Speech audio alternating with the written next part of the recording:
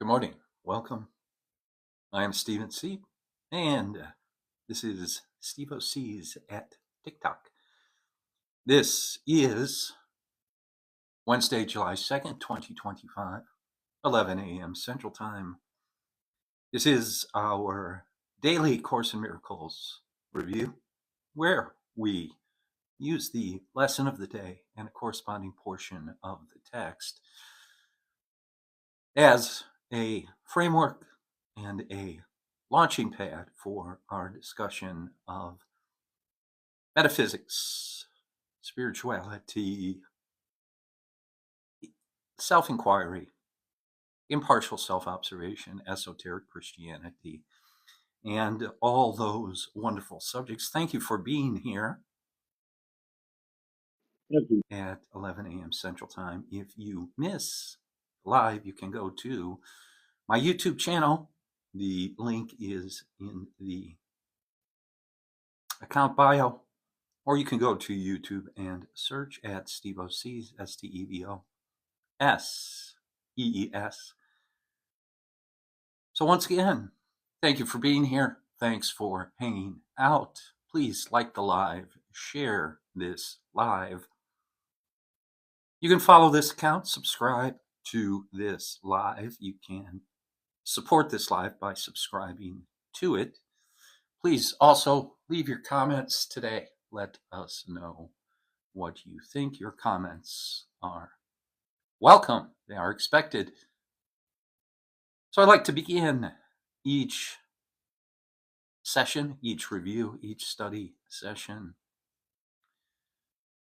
by reviewing the introduction to the Course in Miracles. This is the introduction to the text. It is 2 paragraphs long, 14 sentences, and it says this is a Course in Miracles. It is a required course. Only the time you take it is voluntary. Free will does not mean that you can establish the curriculum. It means only that you can elect what you want to take at a given time. The course does not aim at teaching the meaning of love, for that is beyond what can be taught. It does aim, however, at removing the blocks to the awareness of love's presence, which is your natural inheritance. The opposite of love is fear, but what is all-encompassing can have no opposite. This course can therefore be summed up very simply in this way. Nothing real can be threatened. Nothing unreal exists. Herein lies the peace of God.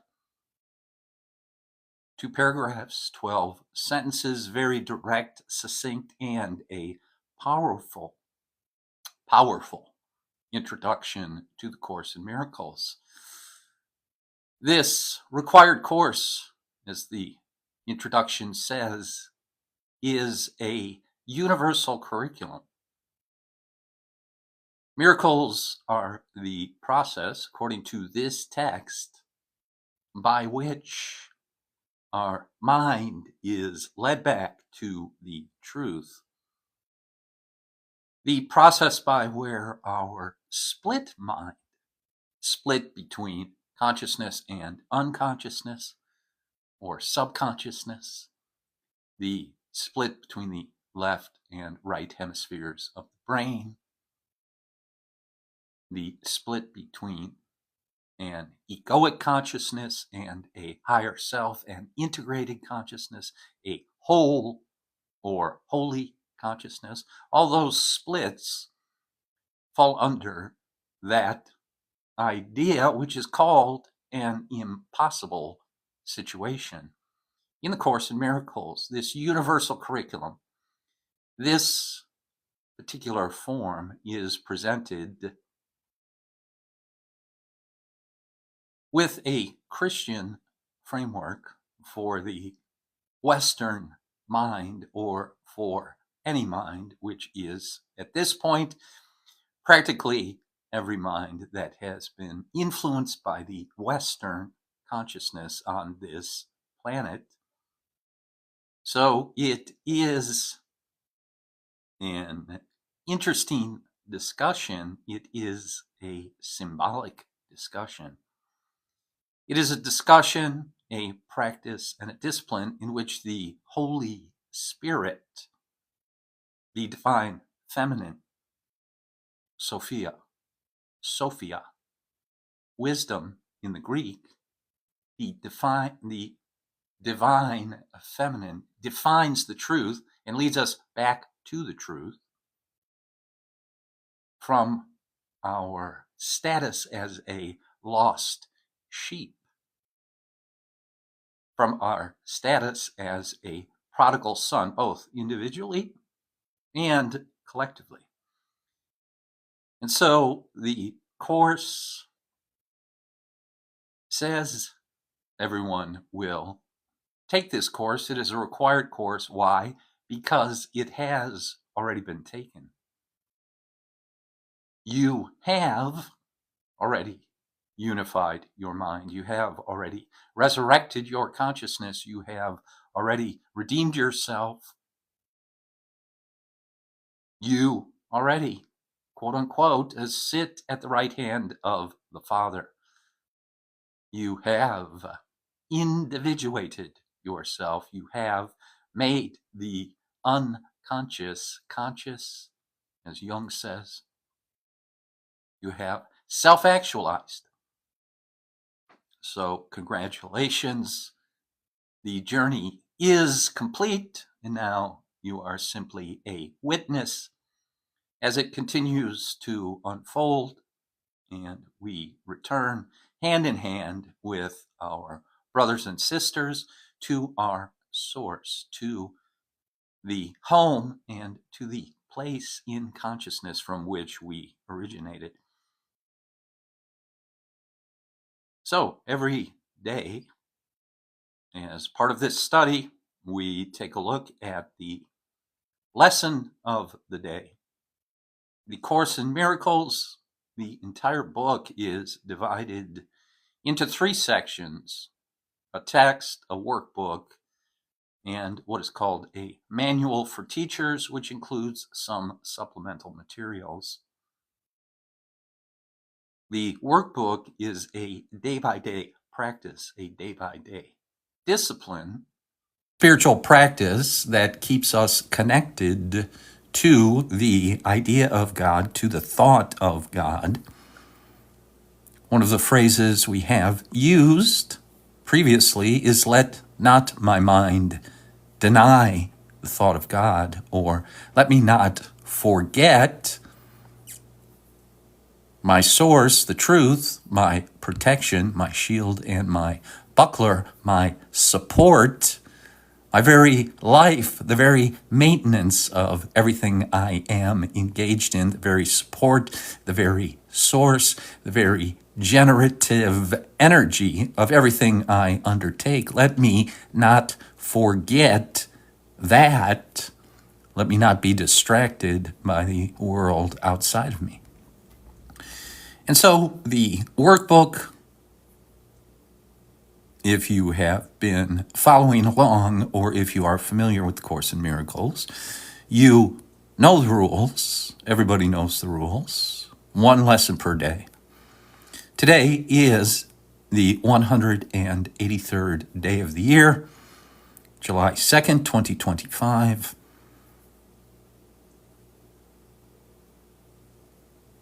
It appears we have just crossed the cusp of the middle of the year, and so now we are on the descent to the end of the year, if you will. So lesson 183 today says, "I call upon God's name and on my own." I call upon God's name and on my own. There is a practice, there are directions and suggestions about the way to use this idea. You can find the entire text online at ACIM.org if you do not have a copy of A Course in Miracles. ACIM.org, ACourseInMiracles.org, is the website of the Foundation for Inner Peace, the publishers of Course in Miracles. The entire text, workbook, Manual for Teachers and supplemental material is available online. I would suggest you go check it out. Read the introductions to the workbooks, read the reviews to the workbooks, and you will understand how to work with these thoughts of the day, how to practice these mantras.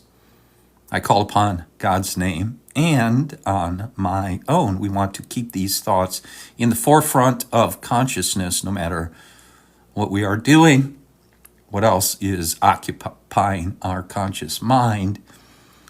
We want to plant and embed this thought and the previous 182 thoughts in our subconscious mind so that they will reproduce themselves, integrate, and reproduce themselves automatically. So I call upon God's name and on my own. And this workbook section proceeds by saying God's name is God's name is holy, but no holier than yours. To call upon his name is but to call upon your own. A father gives his son his name and thus identifies the son with him. His brothers and sisters share his name, and thus are they united in a bond to which they turn for their identity. Your father's name reminds you who you are, even within a world that does not know, even though you have not remembered it. So to call upon our Father's name here, as it says in this first paragraph, to call upon our Father's name is to remind ourselves who we are, to remember who we are, to remember our source, to align ourselves with that source, to resonate with that source, to attune, to atone. God's name cannot be heard without response, nor said without an echo in the mind that calls you to remember. As we unify with the Christ consciousness, with God consciousness, with Brahman, with the implicate order, with the quantum field, as we unify with it, we become it. As we unify with it in consciousness, as we dwell upon it, we dwell in it, and all its powers, all its principles, all its laws become ours for the using. We can use the tools and instruments of consciousness as we allow ourselves to be used by the God consciousness, by the source consciousness, by the universal consciousness. The universal consciousness has a purpose. The source consciousness has a purpose. The first step in its purpose, the first order of business, is the reclamation, is the resurrection of consciousness. And so that is what we are engaged in right here, right now. God's name cannot be heard without response. Say his name and you invite the angels to surround the ground on which you stand and sing to you as they spread out their wings to keep you safe and shelter you from every worldly thought that would intrude upon your holiness. Through the practice and the discipline, through a spiritual practice, through a spiritual discipline, we will begin to feel, we will begin to recognize, we will begin to see the angels, the energies of God consciousness surround us, we will begin to see the light, the halos, the auras, the vibrations of light that protect us from all harm, that protect us from all lack and limitation. That is the importance, that is the holiness to which we dedicate ourselves. That is the sincerity we bring, the complete honesty we bring to the endeavor, to the enterprise of waking up. We bring our whole self to it. We love it. We enjoy it. We are happy learners, the Course in Miracles says. And so we begin to see that we are protected. We begin to see we are abundant. We begin to see and experience perfect health, perfect peace, perfect flow. Everything is given freely. And we become able ourselves to give freely. Continuing, repeat God's name and all the world responds by laying down illusions. So repeat God's name, become one with the source. Make the unconscious conscious. Develop a devotional attitude to that essence, that vibration that is greater than your egoic self. Become one with it, and the world will respond. The illusions of the world will disappear. They will return to the dust from which they came. Every dream or illusion the world holds dear has suddenly disappeared, and where it seemed to stand, you find a star, a miracle of grace. The sick arise, healed of their sickly thoughts. The blind can see, the deaf can hear, the sorrowful, the sorrowful cast off their mourning, and the tears of pain are dried as happy laughter comes to bless the world. So the illusions of sickness are suddenly gone. The blind can see, the deaf can hear. The sad and depressed transform themselves. They dry their tears of pain and transform their sorrow and their tears into happy laughter, joy, a feeling of fulfillment, and everyone begins to bless the world. We begin through ourselves to vivify the world, to help the world ascend, to ascend with the planet, to ascend with the world, and become more, become greater, where all possibilities become evident, where all possibilities manifest. Repeat the name of God, and little names have lost their meaning. No temptation, but becomes a nameless and unwanted thing before God's name. Repeat his name and see how easily you will forget the names of all the gods you valued. Okay, all the false idols you believed in. Can you admit,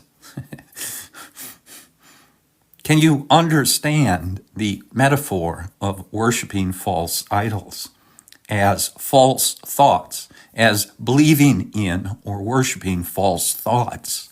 Can you accept that metaphor, that symbolism, that you are a worshiper of the golden calf, for instance?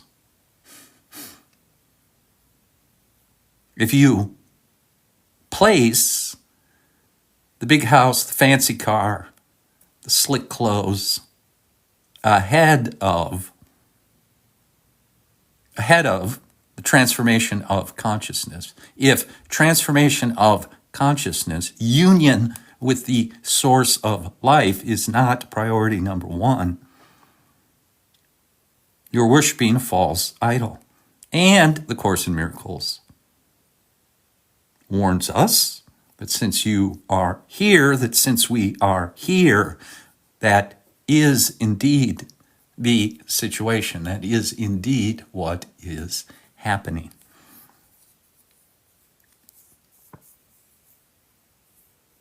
So the idols become anonymous and valueless to you. Although before you let the name of God replace their little names, you stood before them worshipfully naming them as gods. Repeat the name of God and call upon yourself. Capital S. So self-realization. Self, capital S, awareness. Repeat the name of God and call upon yourself, your higher self, whose name is His. Repeat His name. And all the tiny nameless things on earth slip into right perspective. Okay, so it says it right there. Everything God orders our thoughts. And so everything is put in its proper place. Everything is put in the proper perspective. Those who call upon the name of God cannot mistake the nameless for the name, nor sin for grace, nor bodies for the Holy Son of God. And should you join a brother as you sit with him in silence and repeat God's name along with him, within your quiet mind, you have established there an altar which reaches to God Himself and to His Son. Practice this today. Repeat God's name slowly, again, and still again. Become oblivious to every name but His. Hear nothing else. Let all your thoughts become anchored on this. So we're directing all our thoughts to one thought, to a unified thought, to a thought of unity, to a thought of oneness, to the light, to the love. All those names, all those separate names, we give one name, the name of God. Who shall I say sent me? I am that I am sent you. I am that I am is the name of God. I am that I am. So today I call upon God's name and on my own. I call upon the healing power, the ordering power, the rectifying power of the I am. I am happy. I am safe. I am protected. Thus do we give an invitation which can never be refused, and God will come and answer it Himself. Think not He hears the little prayers of those who call on Him. With names of idols cherished by the world, they cannot reach Him thus. He cannot hear requests that He be not Himself, or that His Son receive another name than His. Again, seek ye first the kingdom of heaven. First, establish oneness with God, oneness with the source, and then everything else, again, is put into perspective. Everything else is added. Everything else is given freely. The cars, the shoes, the clothes, everything for the body. The body is secondary. The body is meaningless. The cars, the houses, the reputations, the awards are all meaningless. You cannot take them with you. All you will take with you is your consciousness. All that you have is your consciousness. So illuminate your consciousness. Shine the light of truth into the darkness of your mind and see what happens. Repeat God's name, and you acknowledge him as sole creator of reality. And you acknowledge also that his Son is part of him, creating in his name. Sit silently.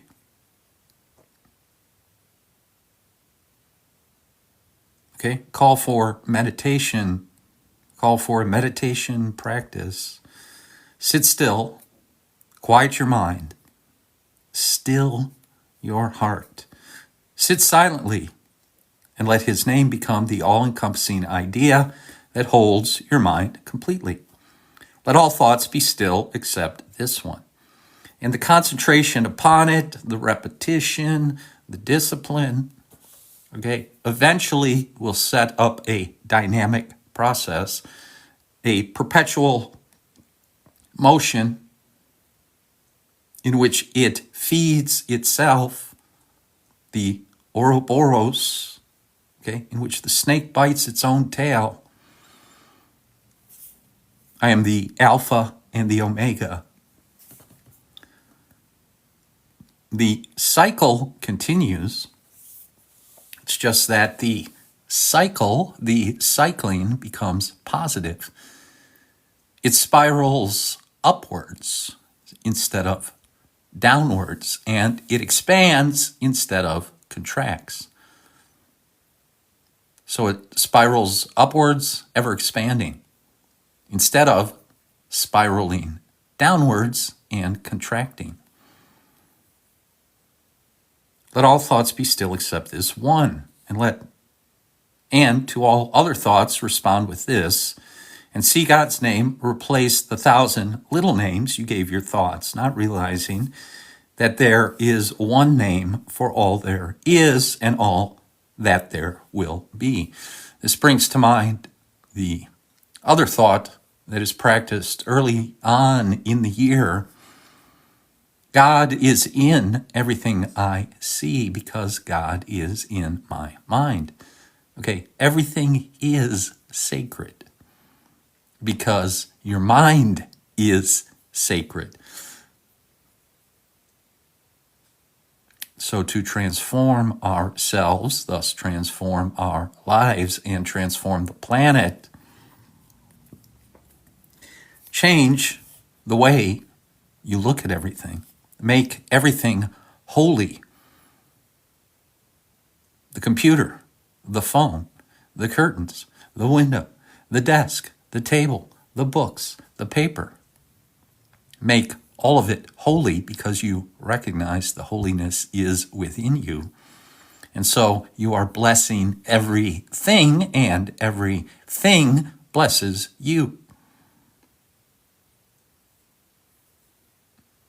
Today, you can achieve a state in which you will experience the gift of grace.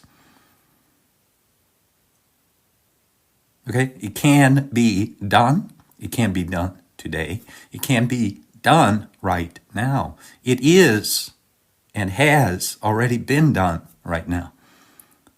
Align yourself with it. Accept that fact. Accept that truth.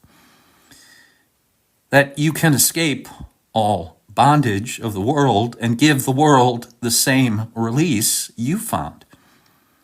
You can remember what the world forgot and offer it your own remembering. You can accept today the part you play in its salvation and your own as well, and both can be accomplished perfectly. Turn to the name of God for your release, and it is given you.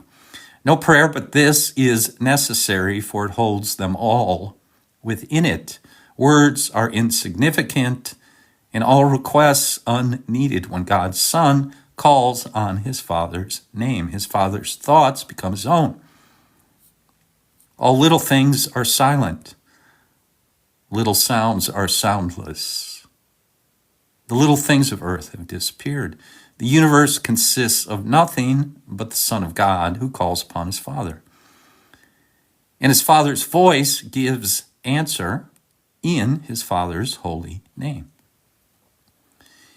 In this eternal, still relationship in which communication far transcends all words, and yet exceeds in depth and height whatever words could possibly convey, is peace eternal. In our Father's name, we would experience this peace today, and in his name it shall be given to us. So that is lesson 183. I call upon God's name and upon my own, a prayer and a meditation on the stillness, the relaxation, the relief that is ours in our natural state of being, our natural state of consciousness, a state of oneness with everyone and everything, oneness with the entire universe. There are no enemies. There is no opposition.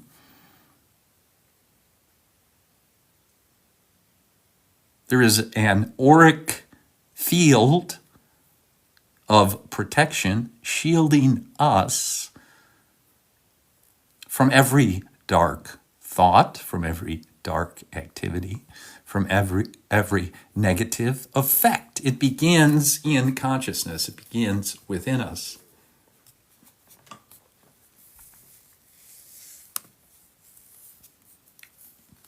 So now we can go to a corresponding portion of the text. Chapter 21, section 4 is called The Fear to Look Within. This is an interesting section, as they all are. This title is interesting. The fear to look within made me think this morning of the people that believe if they meditate or if they turn within, or if they seek a quote-unquote altered state of consciousness through meditation, that they may encounter demons. So there is a fear to sit still. There is a fear to look within. This was also identified by Carl Jung. He called that fear to look within, the fear of the unconscious, the fear of the divine feminine.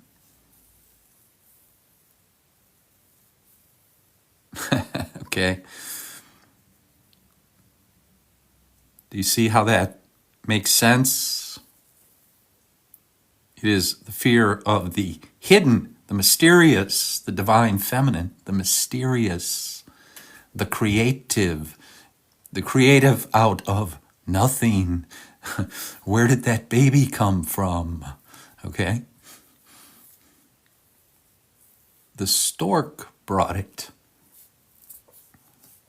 The fear to look within, the fear to encounter the unconscious, the fear of the shadow, the fear of the unintegrated portions of our own consciousness. The Course says, go ahead, look within with the Holy Spirit. Look with the divine feminine, at the divine feminine, if you will. Look at what has been rejected in this patriarchal, capitalistic, postmodern world. Go ahead, take a look. World, go ahead, take a look. Fear not. Fear not to look within. Look with the Christ consciousness. Look with the mind of forgiveness. Look with the power of love. Everything is forgiven. Everything is transformed in consciousness. Now you need to develop a cosmology that will hold this activity. So you have to read, you have to research, you have to open up your mind to other speakers, other thoughts, new books, new YouTube channels. You have to become willing to explore.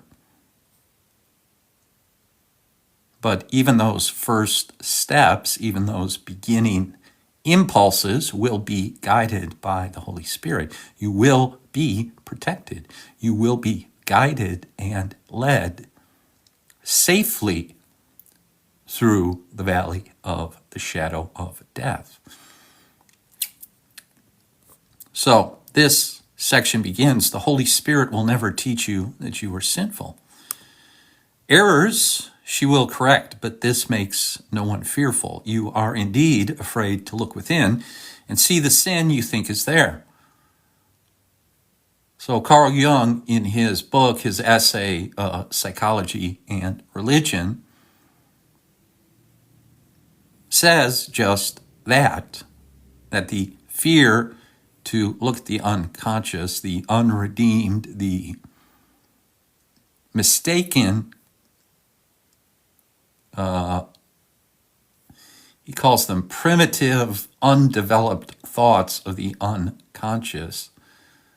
Okay, so the prima materia in alchemical terms, the leaden thoughts, the misinterpretations, the misunderstandings, the guilt, the shame, the rejection, the abandonment, okay, not true.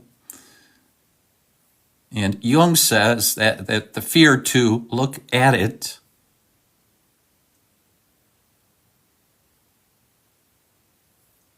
will stop you from correcting it. So as we look with the Holy Spirit corrects it. There are no sins, there are only mistakes. The Holy Spirit will never teach you that you are sinful. So sinful, damnation, going to hell. And so if we change it to psychology and consciousness, there is nothing in your consciousness which cannot be transformed. It can all be transformed. It can all be healed. Everything can be forgiven. Everything can be restored to purity. Forget about the body. Forget about what has happened to your body. Purify your mind, forgive it in your mind, and you will find there is a transformative power in consciousness to heal the past, to forget the past, and to replace the past with the power of now. So here the Course in Miracles continues, you are indeed afraid to look within and see the sin you think is there. This you would not be fearful to admit. Fear in association with sin, the ego consciousness deems quite appropriate and smiles approvingly. It has no fear to let you feel ashamed. Okay? The ego consciousness, there is also a portion of your mind which will block your healing, which will resist your healing, which will defend against it. It smiles approvingly, that portion of the mind. Call it what you will. Call it a demon. Call it the devil. Smiles approvingly when you fall for its lies, when you fall for the lie that this, whatever this is, cannot be healed. This cannot be redeemed. This sin cannot be redeemed, okay? In the Christian vernacular, all sins were redeemed, paid for by the Christ consciousness, okay? In the Christian vernacular. So in the psychological terminology, every psychic wound, every split personality can be reintegrated, can become a part of the one self, capital S, can become individuated. The clash of opposites within can't be resolved, which Jung and Jungians call individuation, the reconciliation of all opposites. So, A Course in Miracles, from duality to non-duality. A perfectly integrated consciousness. Fear in association with sin, the ego deems quite appropriate.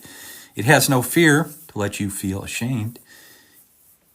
It doubts not your belief and faith in sin. Its temples do not shake because of this.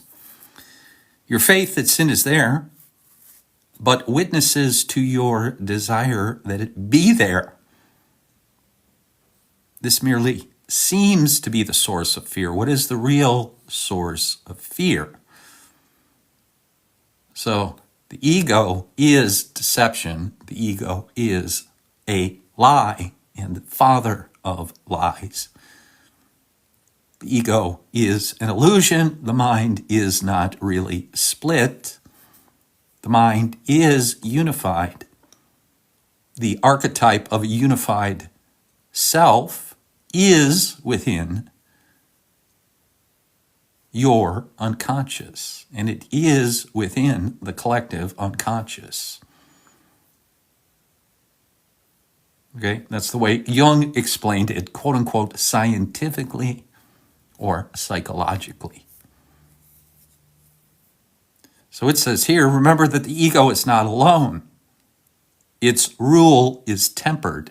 The ego has usurped the position of the true self. The ego has usurped the throne of the king. The ruling state of consciousness has been usurped. The integrated state of consciousness has been usurped through fragmentation. Whom it cannot even see, it fears. So this is the real source of fears. An unknown enemy whom it cannot see. So the ego, the fragmented consciousness, cannot see the integrated consciousness, the self. Okay, it is blind. So the Christ consciousness, which is the integrated consciousness, which is the one self, the true self, he helps the blind to see. It integrates the fragmented portions of the mind trapped in the unconscious, trapped in hell. It redeems them, reintegrates them. Loudly, the ego tells you not to look inward, for if you do, your eyes will light on sin and God will strike you blind. This you believe, so you do not look. Yet, this is not the ego's hidden fear, nor yours who serve it. Loudly, indeed, the ego claims it is, too loudly, and too often methinks he doth protest too much. For underneath this constant shout and frantic proclamation, the ego is not certain it is so. Beneath your fear to look within because of sin is yet another fear, and one which makes the ego tremble. Okay, that has been discussed previously, and it is called the fear of God. The fear of the power of God, and you hear it described as being afraid of your own power. Being afraid of your own creativity, being afraid of your own ability to transform, of your own ability to transform the world, influence. Why? Because you have identified with the ego, or more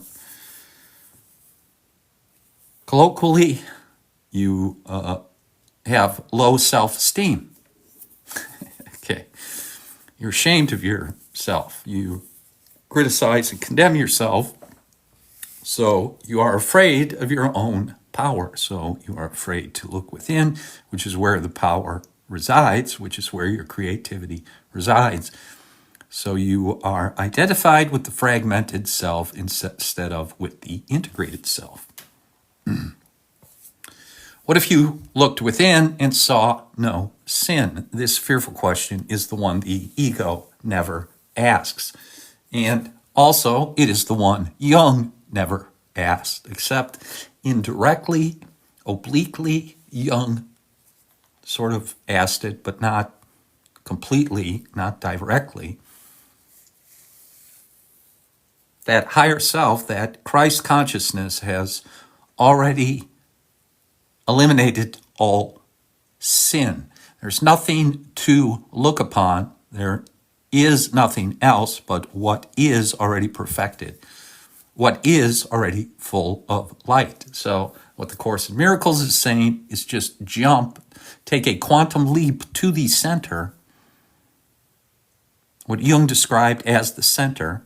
Forget all the shenanigans, forget the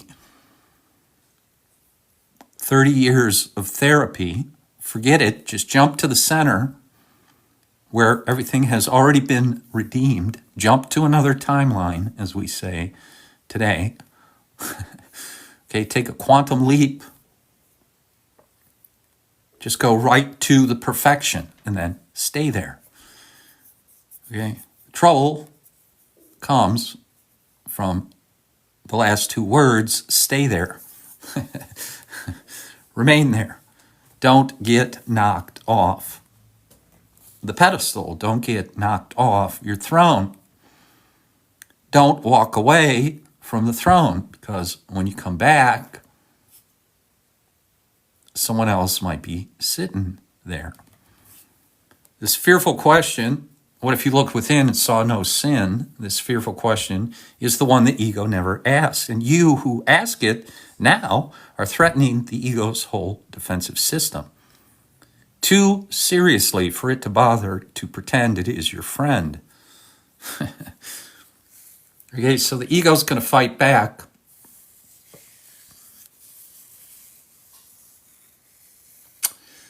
I was watching something else, YouTube yesterday. It was an old video, but it had Bernhard Gunther in it. Check out Bernhard Gunther. He's a German dude on X. But it was a panel discussion about hyperdimensional negative forces that interfere, that are interfering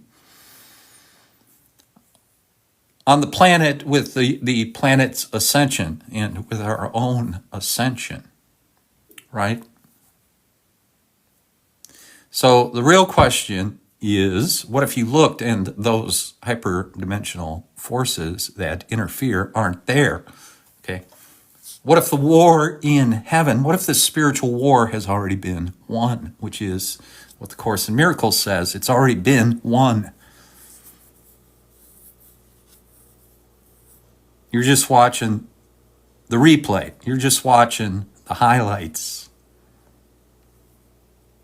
Okay, you're just watching the minute and a half TikTok version of it.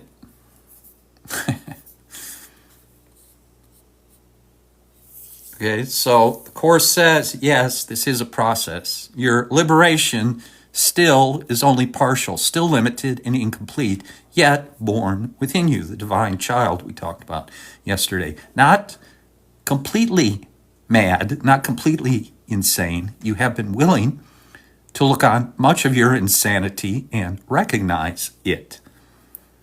Your faith is moving inward past insanity and onto reason. And what your reason tells you now, the ego would not hear. The Holy Spirit's purpose was accepted by the part of your mind the ego knows not. This part with which you now identify is not afraid to look upon itself. It knows no sin. How otherwise could it have been willing to see the Holy Spirit's purpose as its own. So that is the part of the mind that sits in the middle, looks to the right, looks to the left, and then makes a choice. Looks toward mammon or looks toward God and makes a choice. Whom it will serve, whom it will believe in, whom it will have faith in which operation does it believe is going to come out on top. Right? The operation that has already won. Okay, it's just hidden, it's obscured. The propaganda is hiding it. The propaganda of the world, the misinformation, the disinformation of the world is hiding the fact that the war, the spiritual war, has already been won. So which one will you now choose, knowing it has already been won? Right? Where are you going to place your bet? There is no inconsistency in what the Holy Spirit teaches. This is the reasoning of the sane. You have perceived the ego's madness and not been made afraid because you did not choose to share in it. At times, it still deceives you, yet in your saner moments, its ranting strikes no terror in your heart. Now, the ego is afraid. Okay, but you are not your ego. You are not your thoughts. You are not your little thoughts. You are your holy thoughts. You are your thoughts of the self, of the Christ consciousness, because those thoughts become the things they represent. They become the actual experience. Those thoughts are creative. Thoughts of the ego have no power. They cannot create. They only simulate. Okay? They do not create. They only simulate. Now the ego is afraid.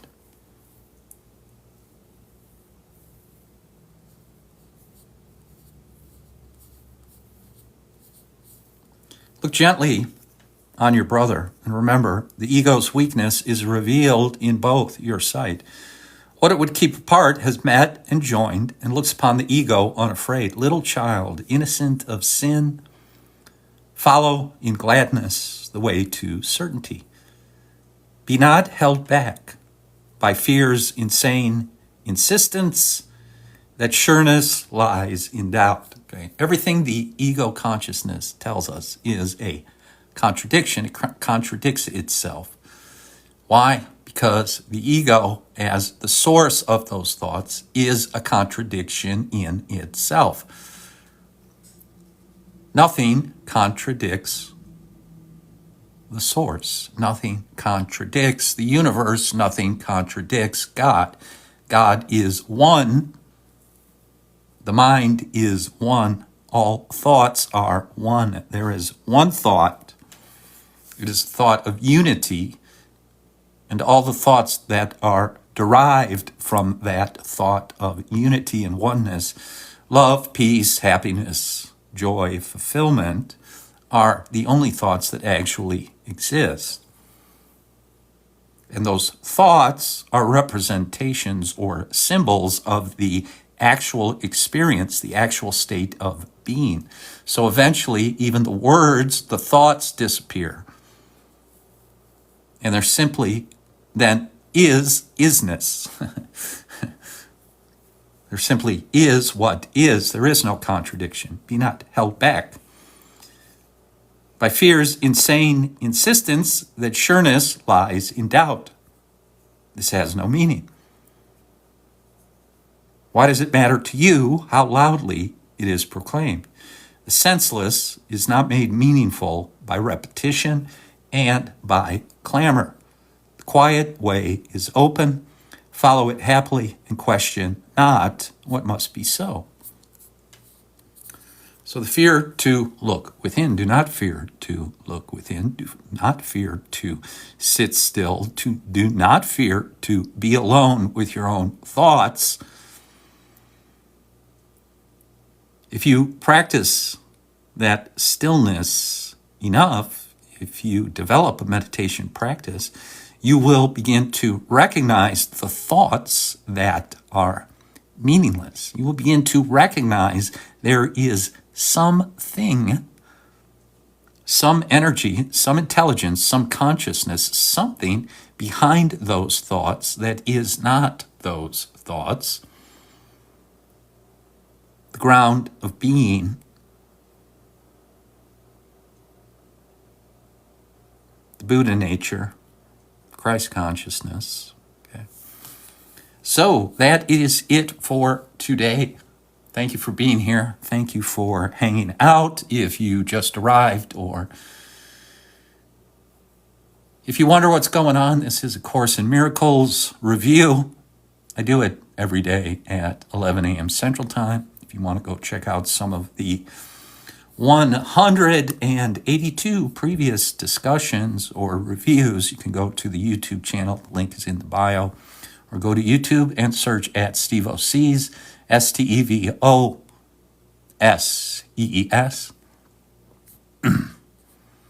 Thank you for being here. Thank you for the likes and comments. Peace and blessings. Love you. Have a great day. I will see you tomorrow at 11.